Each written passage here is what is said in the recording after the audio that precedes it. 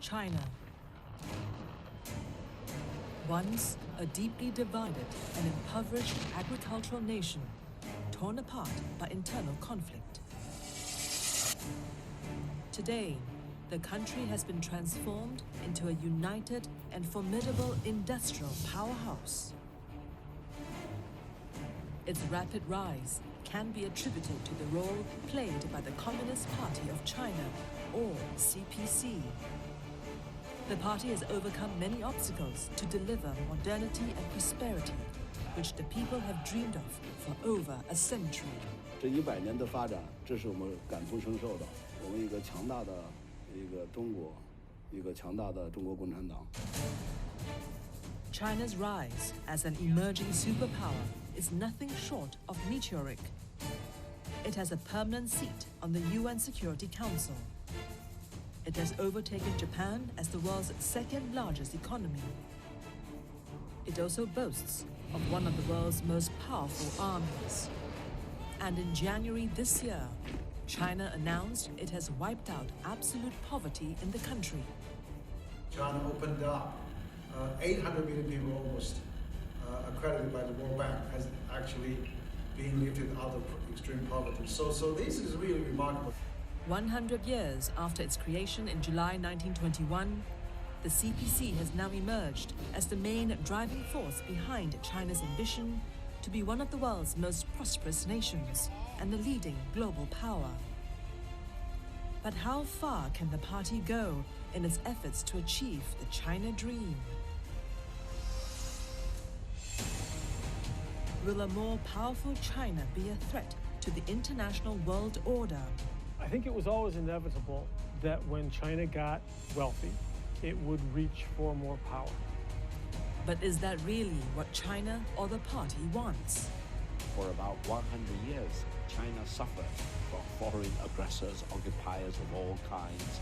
So the Chinese people demanded a full respect for the Chinese nation.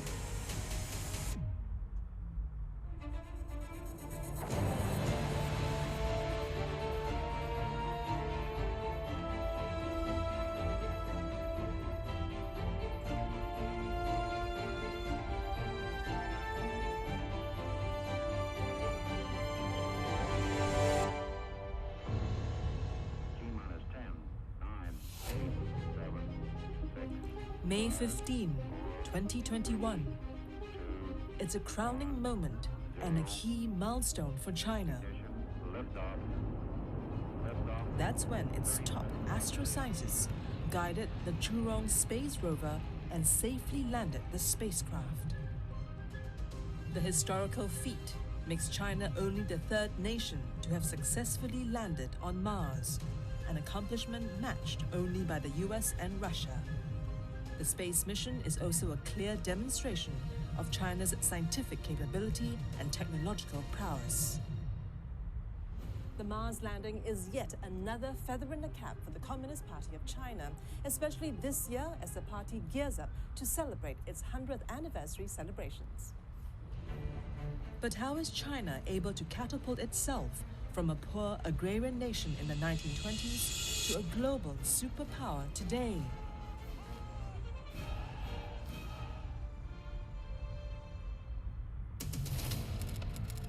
This was China in the 1920s, a backward and poor agrarian society. The period was marked by a bitter power struggle between the Communist Party, led by Mao Zedong, and the ruling party, the Kuomintang, also known as the Nationalists, led by General Chiang Kai-shek. The Nationalists were far superior in almost every aspect, including organization, finance, and firepower. In 1927, Chiang Kai-shek launched a violent suppression against the Communist Party to wipe out the communist strongholds once and for all. The military response forced the communists to retreat. Some 80,000 people embarked on a year-long, treacherous journey known as the Long March.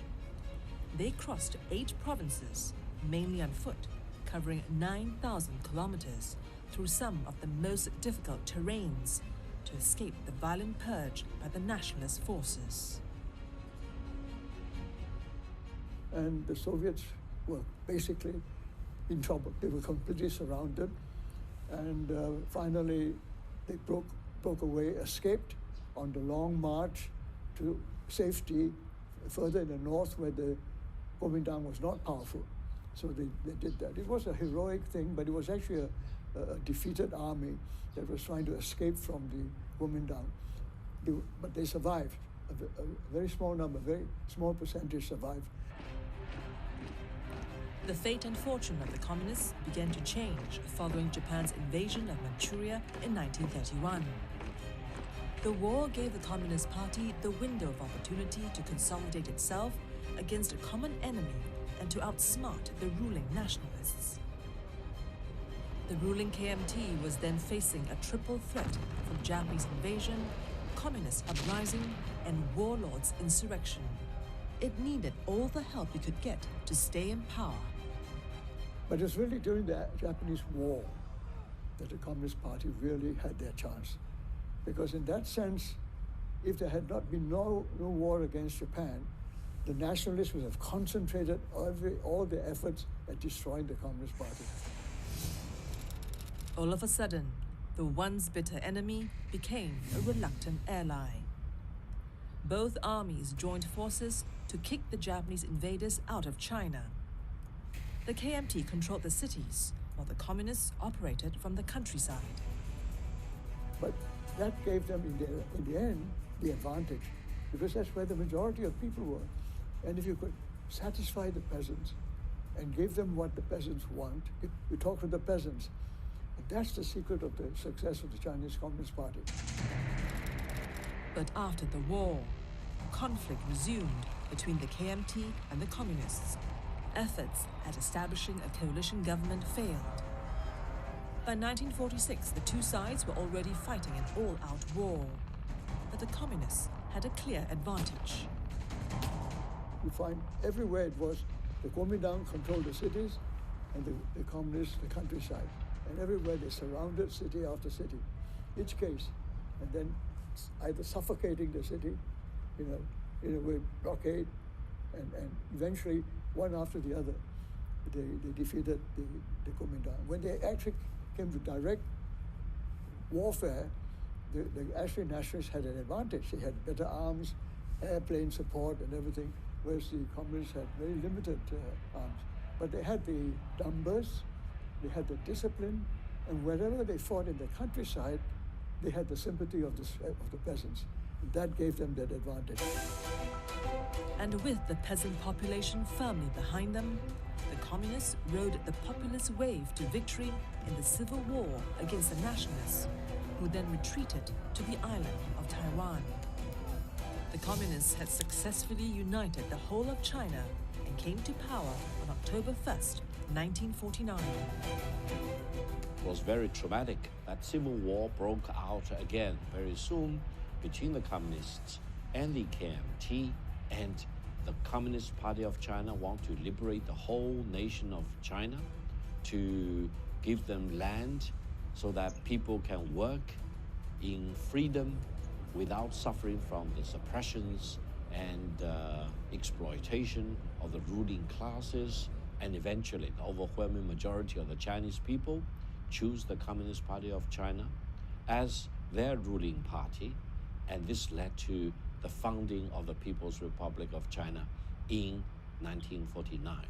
It was really, for the first time in the history of China, that finally they have consolidated all the provinces and territories, and then Chinese people have stood up, as Chairman Mao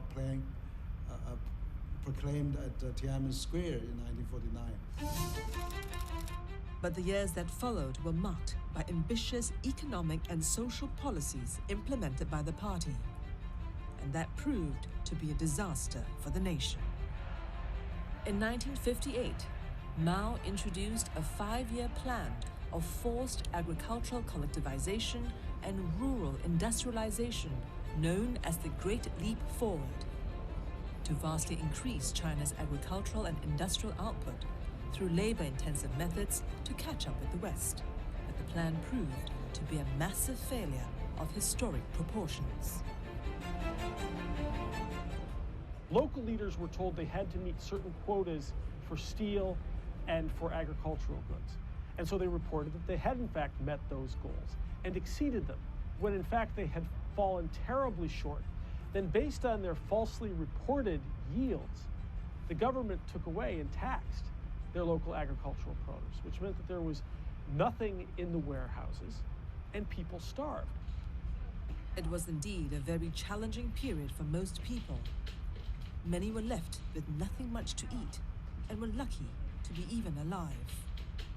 小时候生活还是比较艰难，这个主要是缺吃缺穿，条件非常艰难，精神层面的生活可能就更谈不到，没有多少米粒儿，上面主要是一些米汤，所以呢，我们当时，我母亲说，你看，今天的这个粥啊，不远就有一个米粒儿，不远就一个米粒儿，就说这粥稀呀，就是这个。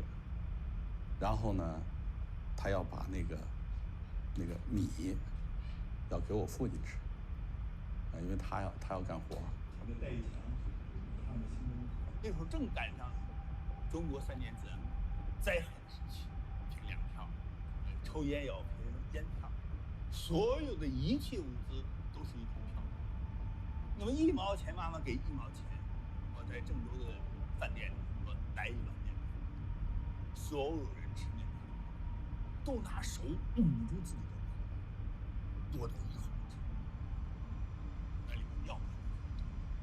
当年整个中国面临着3年自然灾害，虽然我们解放了，虽然我们获得了自由，但是那个时期自然灾害，我们这个国家仍然。A lot of it was really utopian, and he had no scientific basis, and he had really nobody who understood what he wanted to do or could do it. It could not be done, but he was just determined. He pushed as hard as he could, and he caused a tremendous economic disaster to occur during the Great War. Millions died. At least 45 million people died as a result of the policy failure, mainly due to starvation. By 1962, the party's credibility had taken a big hit in the eyes of the people, and the collective leadership found it necessary to restore faith in the party. Quietly, Mao Zedong began to be sidelined by members of the Communist Party. Within the party, people who used to follow him began to doubt his wisdom and doubt his capacity to lead to a steadily developing industrialized China. He was getting it wrong because he was pushing it in a different way. So dissensions within the party began, and it became more serious. And so in the end, they were pushing Mao Zedong aside, pushing him upstairs, as it were. Sensing a threat to his rule and believing that communist leaders had steered the party in the wrong direction, Mao Zedong fought back.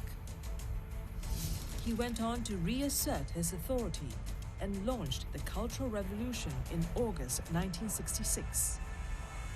He called on the nation's youth to purge what he called impure elements in the Chinese society and to revive the revolutionary spirit. In essence, Mao whipped up a national frenzy to persecute all his political enemies in the party. His voice was irresistible. He was like God, king, who had led the revolution, the father of the revolution. He could say it, he could do no wrong, so to speak. In fact, the Cultural Revolution, the Communist Party was not in the picture. It was Mao Zedong's revolution. And the Communist Party was being sort of really just leftovers of a few people who were, the ignorant ones were following him. All the leaders were all set aside, if not killed. The Cultural Revolution led to 10 long years of social turmoil and tremendous economic hardship, bloodshed, hunger, and stagnation. It only ended with Mao's death in 1976. Historians believe that between 500,000 and 2 million people lost their lives as a result of the Cultural Revolution. They neglected economic and industrial development. For example, the whole country was in great political turmoil. These were all very unfortunate events. However, I would say China learned a big deal, and the Chinese nation actually matured in these political uncertainties and great turmoil. Why? Because we eventually knew for sure that there must be a better way for China. And the better way for China came unexpectedly in the form of a portly 74-year-old communist revolutionary veteran, Deng Xiaoping. But how did a 74-year-old war veteran restore the credibility of the Communist Party after the catastrophic events of the Great Leap Forward and the Cultural Revolution? How did he alter the course of China's destiny?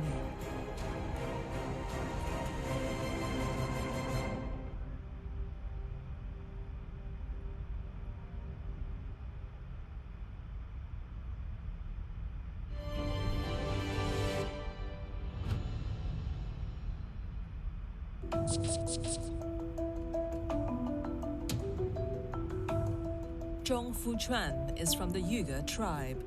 It's a small ethnic minority found mainly in northern China. But the 48-year-old businessman is based in Beijing, which is a 17-hour drive from his hometown in Gansu province, one of the poorest regions in the country. Coming from a poor family, Zhong had to overcome many obstacles in his life, trying to eke out a living, especially during his growing up years. But not today. He's now a very successful entrepreneur who runs multiple businesses, from mining to trading and real estate. And he's also seen with his own eyes just how much the country has progressed over the years. 过去都是房子也很破啊，各种水电，交通的环境也很差。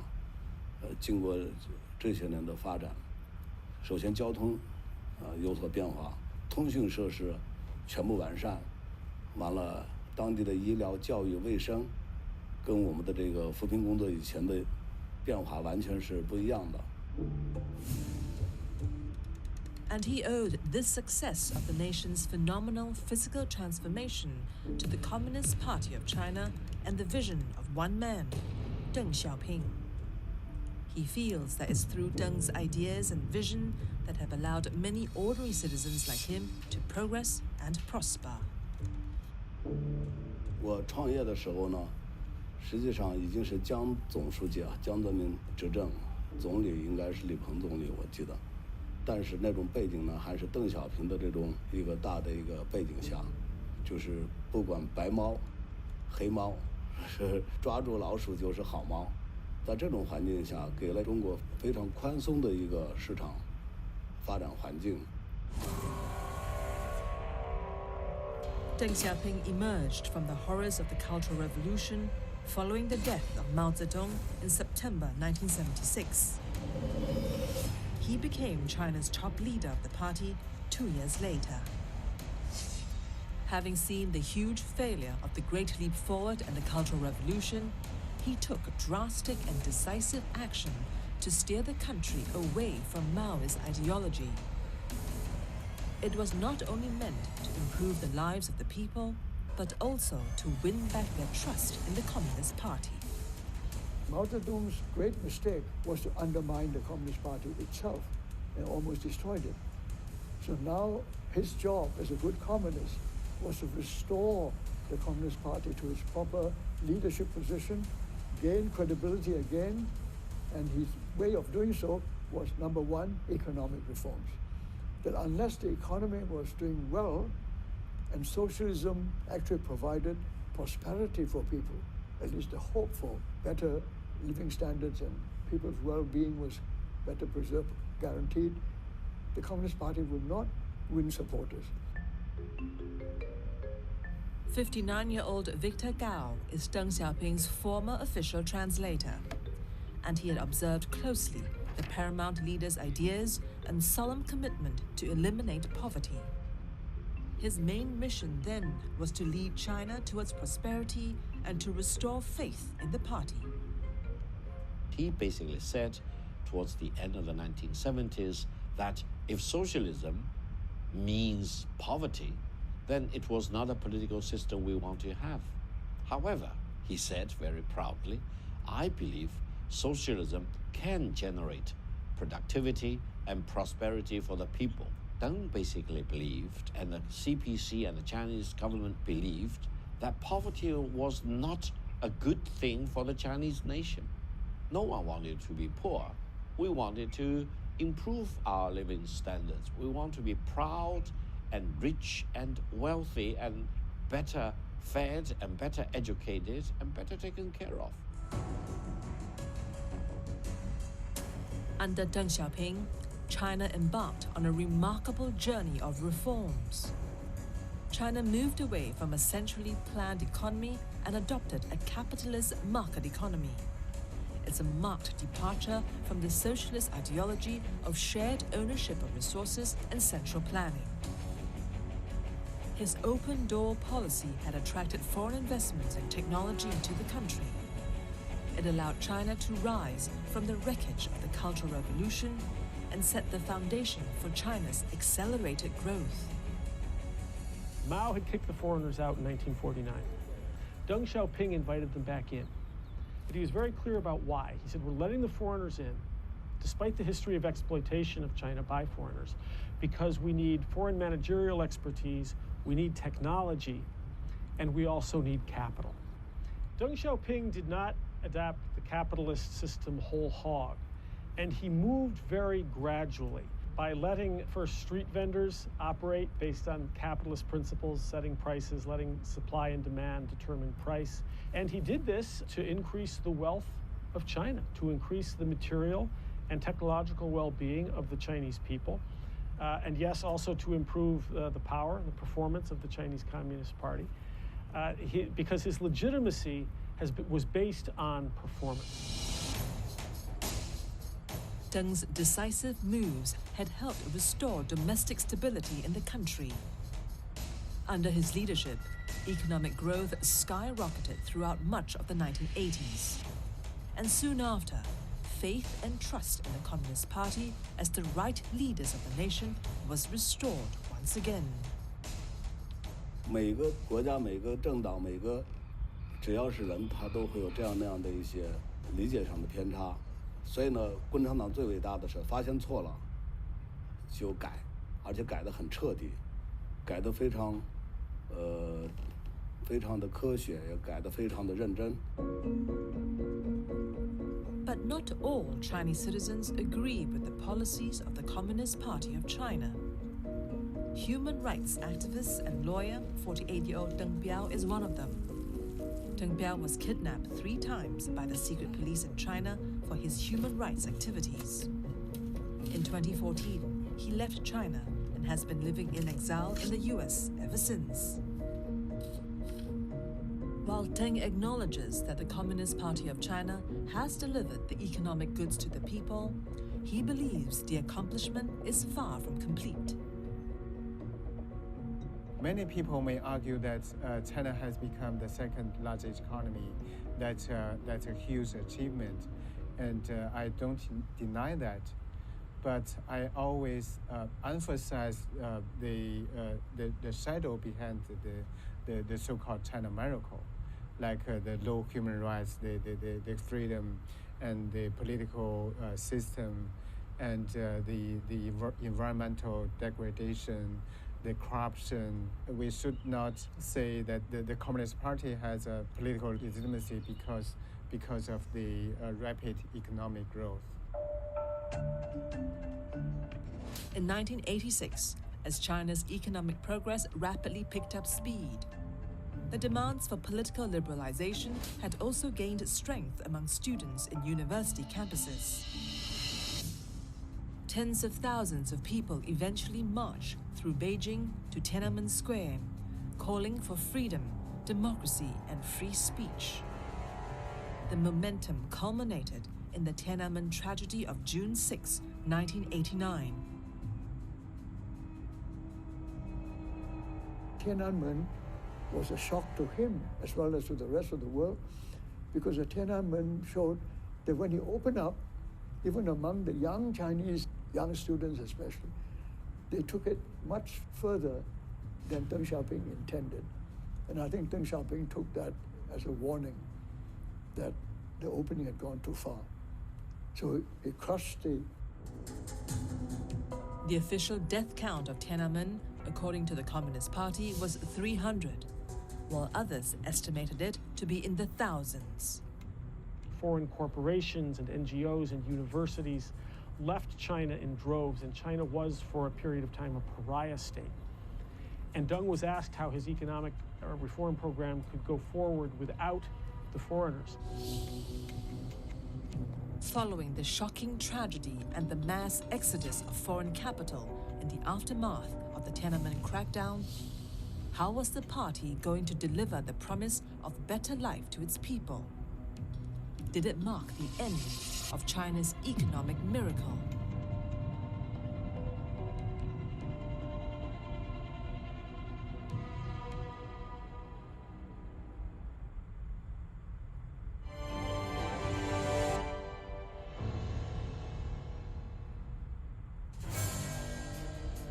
Tiananmen Square, located at the heart of the nation's capital, Beijing. It's known as the Gate of Valor and a revolutionary symbol of Chinese pride. It derives its name from the massive stone of Tiananmen, or the Gate of Heavenly Peace. But that peace was shattered following a crackdown against Chinese students on June 4, 1989. Overnight, the site was turned into a symbol of defiance against communist rule. The harsh military response shattered the people's belief in the party, which claimed to be the protector of the people. While Deng Xiaoping promised and delivered economic reforms, political freedom was never on the cards. Tiananmen was a wake-up call and turning point for the Communist Party. It is important to note that he never really went for what the rest of the world would recognize as political reform in China. Economic reform, yes. Political reform, no. So the party never left. You never had anything like Western freedoms, not even close. In the aftermath of the Tiananmen tragedy, conservative voices were very vocal in their opposition against the pace of reforms. They felt the country was moving too fast and had deviated too far from the socialist model. But Deng took the opposite view. Instead of reverting to a centrally planned economy, he felt more reforms should be implemented, not less. Deng further reaffirmed this reform agenda in his great tour to the South in 1992. And you can see thereafter, the economic reforms became very serious. He went to the South and virtually became very capitalistic. And he was actually encouraging more and more capitalist ways, entrepreneurial methods of finance, economic development, all the theories of scientific and technological improvement. Adopt them all, send the best students abroad, let them come back and bring China up. So the tacit deal that Deng makes with the Chinese people is stop advocating for political reform and Western-style freedoms, and we will deliver through gradual adaptation of capitalist ways of running the economy, increases in your standard of living year on year. So we will make China wealthy, but we will not make China free. And the Chinese people seemed, by and large, to accept that deal as long as the party continued to deliver economically. The transformation of China's economy soon went into overdrive with the establishment of special economic zones in Shenzhen, Zhuhai, Guangzhou, and Shanghai. Market liberalization released the pent-up energies of thousands and millions of enterprising Chinese, hungry and eager to make a better life for themselves. The Communist Party needed to satisfy the people's wish to be economically better off, to be more secure financially and so on. and to feel that the possibility of being even better, that your children and grandchildren will be better than you, that is a tremendous psychological need for everybody under those conditions. Beijing businessman Zhong Fuquan, for one, is a happy man. To him, a liberalized economy is good for business. And he's one of the main beneficiaries of Deng's open door and market reform policies. They had provided important support and catalysts for his businesses to grow and prosper. 当年我印象中是在苏州工业园区，也是一个很好的一个合作的一个典范和模板。像我们国内的企业家，从早期的这个，像我们那个时代，比较有代表性的企业家，都是因为顺应国家的一些倡导，国家政策的支持，发展起来非常快。比如说像最早期，就是香港啊，这个有很多投资在内地，都是内地政府非常扶持的。香港呢是跟国际社会接轨比较早的一些企业，对中国的这个投资发展能带来一个很好的模板和示范，包括新加坡。The successive leaders of the party, Jiang Zemin and Hu Jintao, inherited Deng's vision. Both leaders have implemented Deng's economic reforms policies in earnest, and that led to an explosion of wealth across the country. Much to the envy of the rest of the world, China boasted a sustained average GDP growth of over 9% annually from 1979 to 2010. It reached a historic high of 15% in 1984.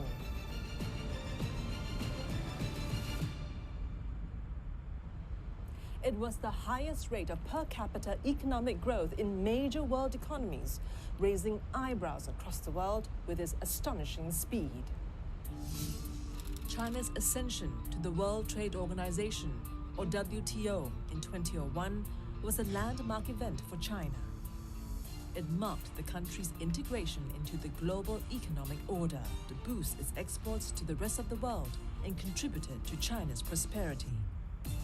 During this time, you see China actually joined WTO, which is a great step towards China integration with the world. Since China joined WTO, China's import has increased 6 times from all world, which is a great contribution to the international trade market. But also China's export has increased 7 times, and China has become the largest trading nation with 130 countries. And suddenly the doors were open, and it was extremely exciting. And so a lot of Americans, corporations and institutions got involved in China simply for that reason. But there was also the profit motive. The Western powers were very much involved in enabling and catalyzing the rise of China throughout the Deng Xiaoping and Jiang Zemin, and for the most part, the Hu Jintao period. However, the breakneck speed of industrialization and urban development began to take a toll on the Chinese social fabric. The explosion of wealth was unevenly distributed across China, and corruption began to creep into the system in a very big way. Indeed, corruption was huge in China, unprecedented in terms of the level of seniorities involved, the extent involved, the scope of money or wealth involved, etc.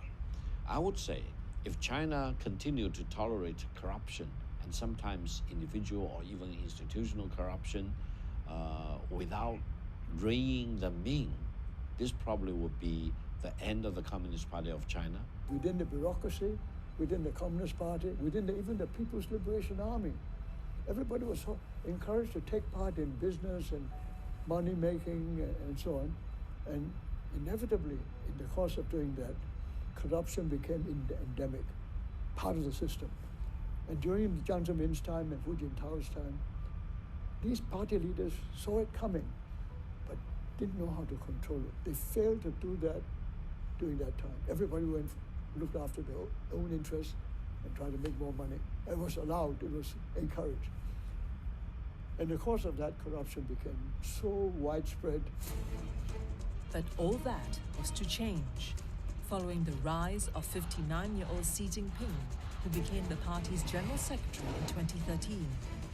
How has Xi altered the course of China?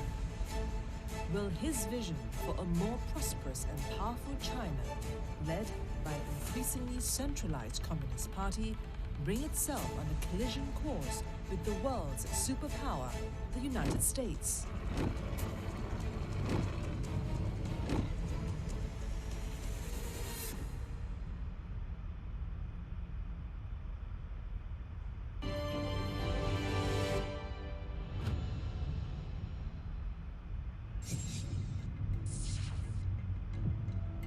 Dongguan City in southern Guangdong province is often called the world's factory. The city is home to one of the largest global manufacturing bases in China. From a garments manufacturing base in the 1980s, it's now a hub for smart manufacturing of robotics and automated equipment. 32-year-old Jason Yang is a typical Dongguan entrepreneur. Even at a relatively young age, he has several startups under his wings, ranging from F&B, healthcare, to blockchain technology. He spent almost a decade in the US and Canada studying music and art, only to witness a dramatic transformation to his country of origin upon his return 5 years ago. 后来有一次我回到中国之后呢，我发现在路上、在商场上、在吃饭、在看的所有的东西改观了我一些的看法。基本上感觉在中国，我想有什么就有什么，因为信息发达、四通八达，我们的网络技术到处都是非常发达的。我想干嘛都行，而且现在这个中国的经济的这个环境下面呢，我可以讲这句话，就是说，如果你想吃上一口饭不会饿肚子，挣点钱非常容易。 The Communist Party of China has been praised for its economic modernization program.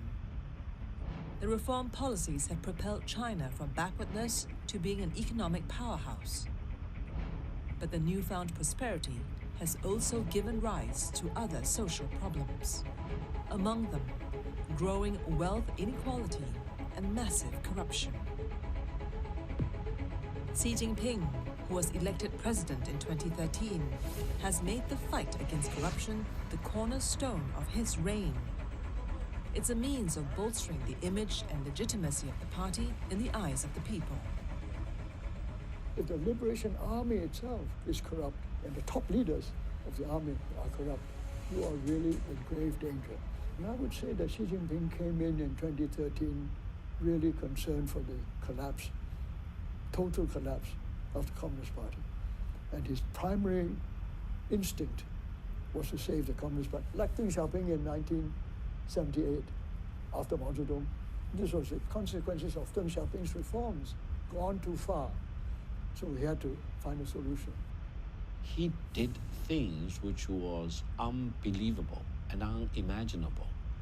And I think he impressed the whole country, the whole Chinese nation, for his courage and his boldness and his assertiveness in cleaning up the system.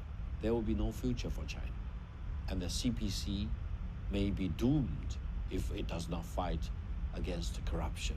And the People's Republic of China may not develop that rapidly if it is burdened down by such massive institutionalized corruptions. After consolidating his power within the party, Xi then went on to introduce his political doctrine for China for the next 30 years. The core goal of his ideology is to restore the country to its past glory, to build a prosperous economy and a well-respected global power.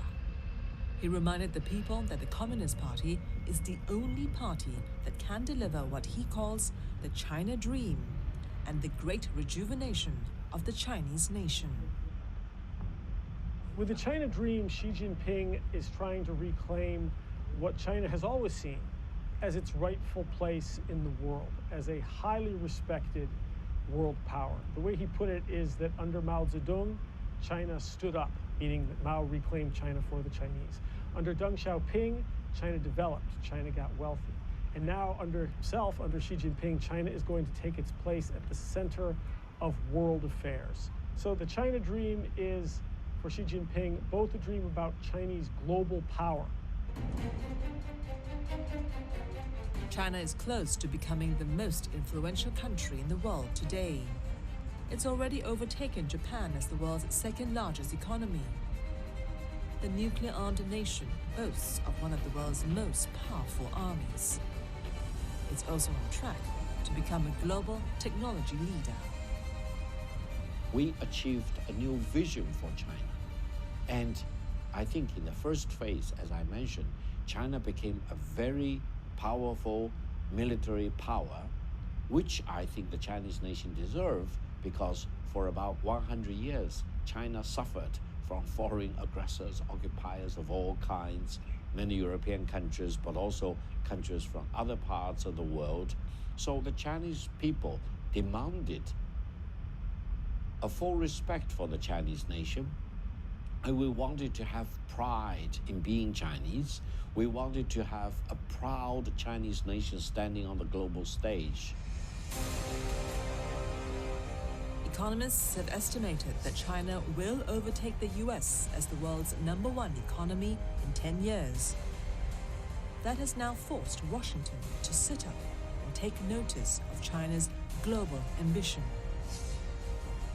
Some observers believe that the liberal capitalist system championed by the West has now come under threat by capitalist authoritarian states with their booming economies, including China.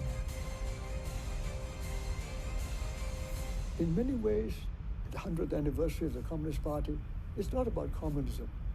It is now a question between a free, liberal way of protecting a rule-based international order as compared with an authoritarian, navel-gazing, self-interested, China-first kind of nationalistic way of just defying the rule-based order. And that is not acceptable, and I think this is what it's about. It's, in a way, both are now using capitalism. Very different ways. Of course, you can define capitalism, it must be liberal. It doesn't have to be. The capitalist methods of science, technology, and business and finance methods can be used by authoritarian governments too. And what we're looking at is a liberal and an illiberal authoritarian capitalism in competition and often in conflict. And what we're trying to see it, if it's possible, to have these two coexist without a full-scale Third World War. Former US President Donald Trump has singled out China as America's strategic rival in 2017. And that position has not changed under current President Joe Biden. The rivalry has since intensified beyond trade issues. The two powers now appear to be entangled in an existential race for geopolitical and technological supremacy. But is it the Communist Party's vision to replace the US as the world leader? If that is so, will it be a responsible global power? Will China dominate the 21st century with its brand of authoritarian capitalist model? No, I don't think so. China will be the largest economy in the world, but the largest economy doesn't mean automatically the top dog of the world. China will fiercely defend its national interest, its sovereignty, its territorial integrity, that's for sure. But it doesn't mean that there is only one future for China and the United States. That is an eternal enemy between China and the United States. They don't want that kind of dominance. What they want is to be so secure, so safe, prosperous and hopeful for progress, that they will gain the world's respect for the way they are doing things and be left alone to do it their way. And they will not do it the United States way. They will do it their way, and they will show that they can do it without the United States, which can also succeed in doing the things that China wants, makes itself successful and respected.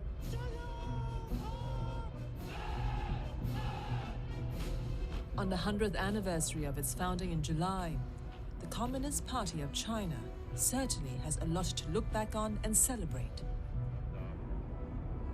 It has made remarkable achievements in the span of just a century. It remains a question mark whether greater authoritarianism and strongman politics is what the country needs now and in the years to come. President Xi Jinping has already pledged that by 2049, China will become a great modern socialist country. What does he mean by that? And should the rest of the world worry about that ambition? What does it mean to be a great modern socialist country? Certainly China has a very good chance of achieving that goal within its borders, unto itself. The issue is, how does China's attempt to legitimize and spread its domestic illiberal practices internationally, how does that sit with the rest of the world? So the question is not what does Xi Jinping envision within China's borders. It's what does he envision for China in its interactions with the rest of the world, and how does he want to be accommodated by the outside world? That's what makes people nervous. For more than 100 years, the United States economy has always been the largest in the economy. They need to get accustomed to the changing circumstances and the rapid transformation of the world and the high, rapid development of the Chinese economy. And we need to look at China as it is, rather than, for example, feel traumatized by the Chinese development. It is a country on the right roadmap of economic development. And as long as Xi Jinping and the Communist Party can provide answers to the people and satisfy the people, they will support them, not some abstract ideal of rule-based order of human rights and democracy and freedom, but something that is good for China and enables the Chinese people to continue to prosper.